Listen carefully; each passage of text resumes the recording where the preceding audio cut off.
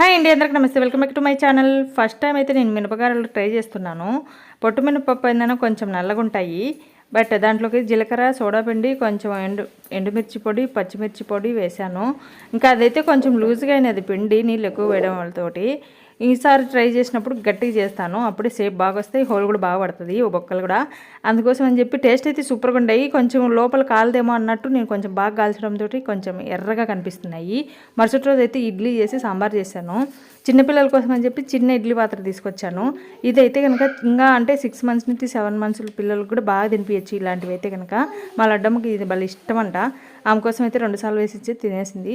పప్పు సాంబార్ అంటే పప్పుే సాంబార్ లాగా తింటారు పిల్లలు. అంటే సాంబార్ పొడి వేయను నేను, పప్పు కొంచెం నీళ్ళుగా పలచగా చేస్తే ఇష్టంగా తింటారు అనమాట. లడ్డు అయితే స్కూల్కి పోకుండా ఇంటికాడ ఉంది. కూరగాయలు వచ్చి తీసుకున్నాను. ఉయ్యాలవుతుంది లడ్డమ్మ. సబ్స్క్రైబ్ చేసి లైక్ చేయొచ్చు కదా ప్లీజ్.